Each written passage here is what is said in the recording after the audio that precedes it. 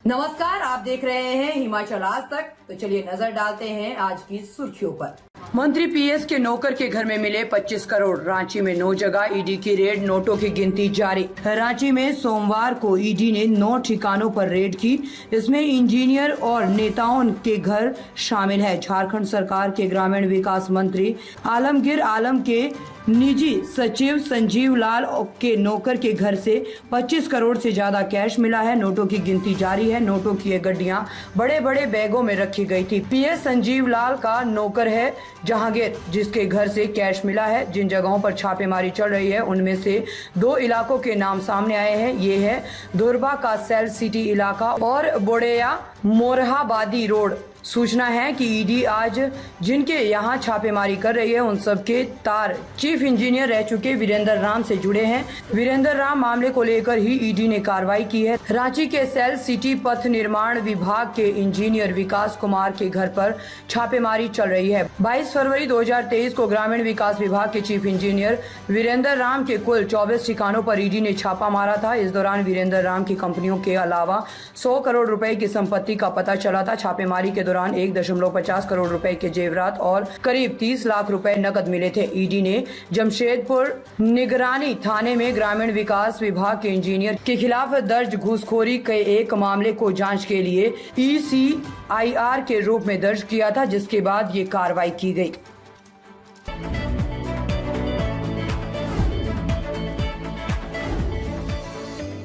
गोपाल कृष्ण गोस्वामी का पार्थिव शरीर वृंदावन लाया गया। दोपहर में समाधि दी जाएगी। इस्कॉन से जुड़े हजारों भक्त अंतिम दर्शन के लिए पहुंचे। ISKCON governing council of India के चेयरमैन गोपाल कृष्ण गोस्वामी का सोमवार को वृंदावन में अंतिम संस्कार किया जाएगा। गोपाल कृष्ण गोस्वामी को उनके अनुयायी इस्कॉन गौशाला में समाधि देंगे। गोपाल कृष्ण गोस्वामी का एक दिन पहले 5 मई को देहरादून में निधन हुआ था। देहरादून में गोपाल कृष्ण गोस्वामी का निधन होने के बाद उनका पार्थिव शरीर 5 मई को दिल्ली लाया गया, जहां ईस्ट ऑफ कैलाश स्थित इस्कॉन मंदिर में रखा गया। आज 6 मई की सुबह 10 बजे इस्कॉन से जुड़े अनुयायी उनके पार्थिव शरीर को लेकर वृंदावन पहुंचे, जहां रमण रेती क्षेत्र स्थित इस्कॉन मंदिर में पार्थिव शरीर रखने के बाद गौशाला के लिए रवाना होंगे। वृंदावन के इस्कॉन मंदिर से गोपाल कृष्ण गोस्वामी का पार्थिव शरीर महामंत्र करते हुए करीब 500 मीटर दूर स्थित इस्कॉन गौशाला में लाया जाएगा, जहां सुबह 10 बजे से लेकर दोपहर 3 बजे तक अंतिम दर्शन के लिए पार्थिव शरीर को रखा जाएगा। इसके बाद भू समाधि दी जाएगी। इस्कॉन इंडिया के चेयरमैन गोपाल कृष्ण गोस्वामी के अंतिम दर्शन के लिए 10,000 से ज्यादा भक्त पहुंचे हैं। इस्कॉन वृंदावन के प्रवक्ता रवि लोचन दास ने बताया कि अंतिम संस्कार की तैयारी की जा रही है। अंतिम संस्कार के दौरान सुरक्षा के भी इंतजाम किए जाएंगे। ASP कुंवर आकाश सिंह ने बताया कि यातायात व्यवस्था बनाने के लिए ट्रैफिक पुलिस कर्मी लगाए गए हैं और इसके साथ ही सिविल फोर्स को तैनात किया गया है।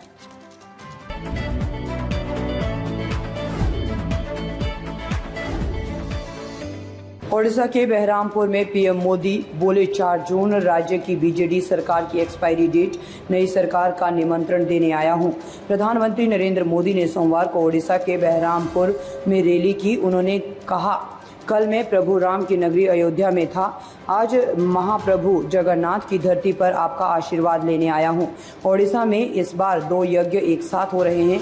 एक यज्ञ देश में हिंदुस्तान में मजबूत सरकार बनाने के लिए और दूसरा यज्ञ ओडिशा में भाजपा के नेतृत्व वाली मजबूत सरकार बनाने का है। आप जानते हैं कि भाजपा जो कहती है वो करके दिखाती है, इसीलिए यहाँ सरकार बनने के बाद हम पूरी शक्ति से संकल्प पत्र में की गई घोषणाओं पर अमल करेंगे, ये मोदी की गारंटी है। 4 जून पर यहाँ की बीजेडी सरकार की एक्सपायरी डेट लिखी हुई है। आज 6 मई से 6 जून को बीजेपी के मुख्यमंत्री पद का उम्मीदवार तय होगा। 10 जून को भुवनेश्वर में बीजेपी के मुख्यमंत्री का शपथ ग्रहण समारोह होगा। मैं आज सबको भाजपा सरकार के मुख्यमंत्री के शपथ समारोह के लिए निमंत्रण देने आया हूं।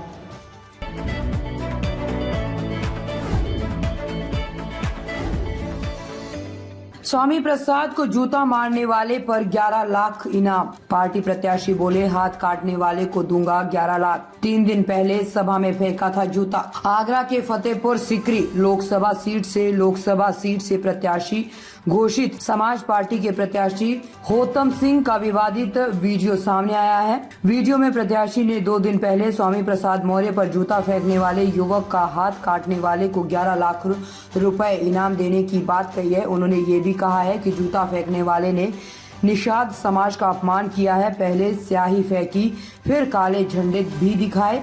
फतेहपुर सीकरी लोकसभा 19 से राष्ट्रीय शोषित समाज पार्टी से होमत सिंह निषाद चुनाव लड़ रहे हैं। 3 मई को राष्ट्रीय शोषित समाज पार्टी के अध्यक्ष स्वामी प्रसाद मौर्य की फतेहाबाद 35 खेड़ा सती माता के मंदिर प्रांगण में एक जनसभा की गई। स्वामी प्रसाद मौर्य सभा को संबोधित कर रहे थे।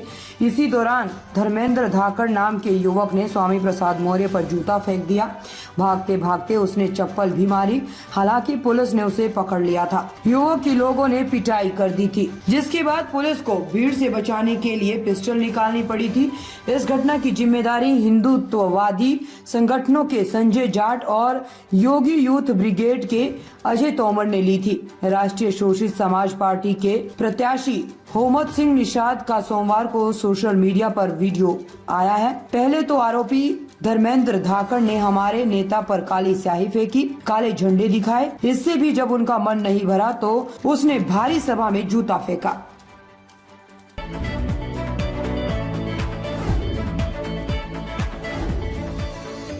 पाकिस्तान के विदेश मंत्री बनेंगे बिलावल भुट्टो। कहा था नवाज जीते तो फिर नहीं संभालूंगा ये पद। पार्टी के मनाने पर राजी हुए। पाकिस्तान के पूर्व विदेश मंत्री बिलावल भुट्टो प्रधानमंत्री शहनवाज शरीफ की कैबिनेट में वापसी कर सकते हैं। पाकिस्तान के अखबार द ट्रिब्यून के मुताबिक भुट्टो को पाकिस्तान का विदेश मंत्री बनाया जा सकता है। दरअसल भुट्टो की पाकिस्तान पीपुल्स पार्टी यानी पीपीपी और पाकिस्तान मुस्लिम लीग नवाज यानी PML/N के बीच सरकार बनाने का समझौता अपने अंतिम रूप में है। अखबार ने दावा किया है कि बिलावल भुट्टो पहले विदेश मंत्री बनने के लिए तैयार नहीं थे। बाद में पार्टी के नेताओं ने उन्हें इस पद के लिए मना लिया है। अब PPP के औपचारिक रूप से कैबिनेट में शामिल होने के समय पर काम किया जा रहा है।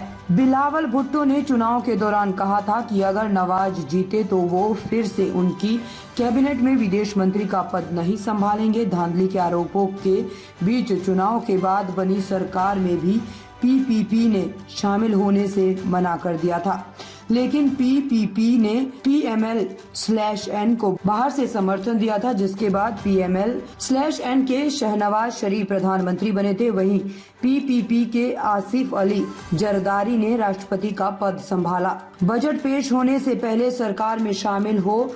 PPP रिपोर्ट्स के मुताबिक शहनवाज शरीफ चाहते हैं कि PPP जून में पेश होने वाले बजट से पहले कैबिनेट में शामिल हो जाएं। हालांकि इस बारे में अभी कोई स्पष्ट जानकारी सामने नहीं आई है, लेकिन ये जरूर है कि PPP कैबिनेट का हिस्सा होगी।